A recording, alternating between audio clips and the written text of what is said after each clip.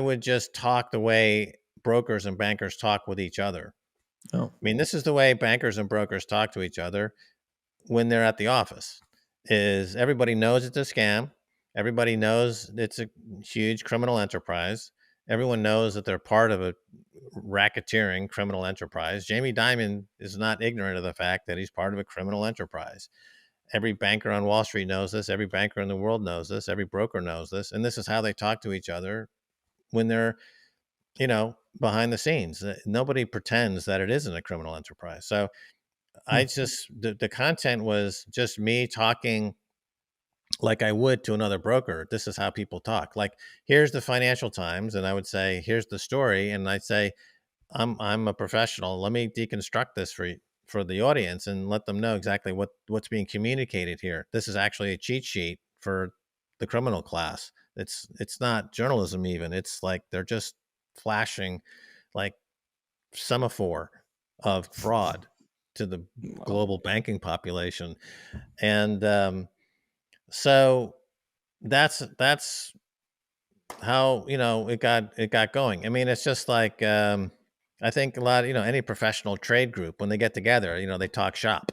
I'm sure lawyers are, when they get together, you would be surprised how they talk to each other about the law business, right? Or in the doctor business, the medical profession. I'm sure, you put a group of doctors together, you'd be surprised at what they say at the convention, right? It's same thing with bankers and brokers. So this is the way people in this business talk. So, and I think I think people find that interesting because a lot of people, particularly with money and finance, they are very easily kind of distracted by the language that's being used in the financial press or on CNBC to hide the shell game that's going on.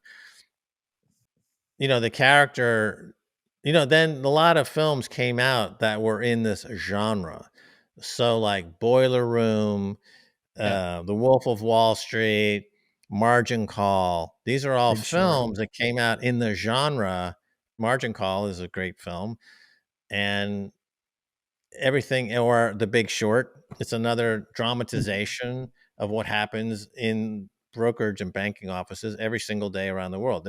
Those stories play out every single day. There's always a Big Short going on somewhere every day. And these things are not this is the grist of the business. It's the so-called efficient market theory doesn't exist. It's just a bunch of guys in a Bloomberg machines manipulating prices better than the other guy at their Bloomberg machine manipulating prices. That's the entire world of finance. There is no price discovery. To get back to my favorite topic of price discovery, all prices are fraudulent at this point in the game because they're not based on supply and demand.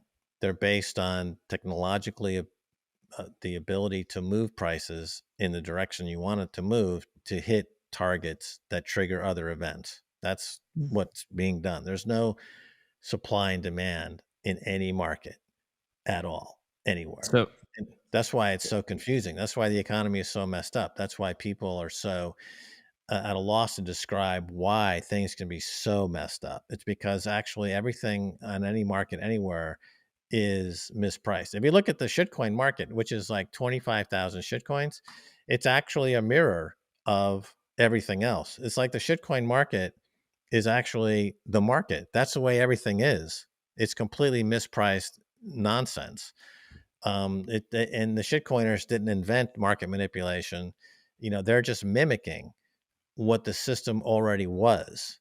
And it's interesting for me, who's been in the business for over 40 years, to see how the regulators have responded to it, particularly Gary Gensler over at the SEC, and this growing awareness about what's really going on with these shitcoins, and how the shitcoiners have been able to play dodge, hide and seek with regulators for so many years. And the regulators are very slow to act. And so the more sophisticated shitcoin scams are aware of that.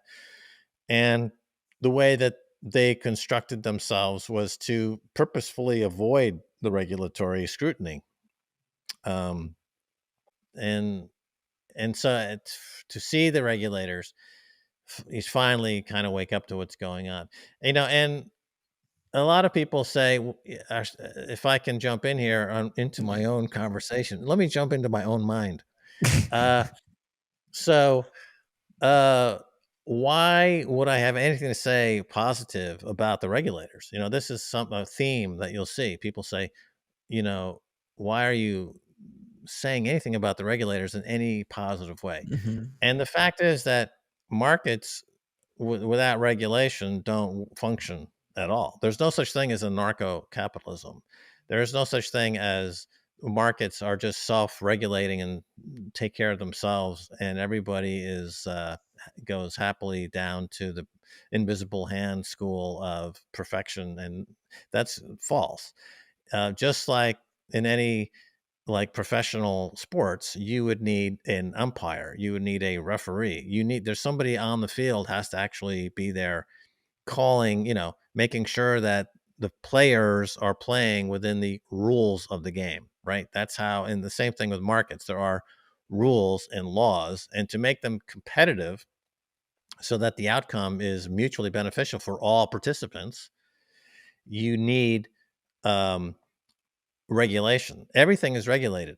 Now, the thing about Bitcoin is that it is self-regulating, and it is perfectly regulated within itself. It's inert within itself. That's what gives it the aesthetic beauty. That's why it's Mm. artistic. When you look at the Sistine Chapel, it it it it's self-referentially perfect or beautiful or aesthetically pleasing because it obeys the laws of art or architecture or vision or perception, or it obeys certain laws of innate to human beings in terms of what we consider to be art versus schlock, right?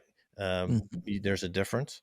And so with Bitcoin, all of that is self-contained, and so that's why regulators can't touch it and won't touch it, is because it already is achieved escape velocity, and it's already perfect and referentially to itself, Mm.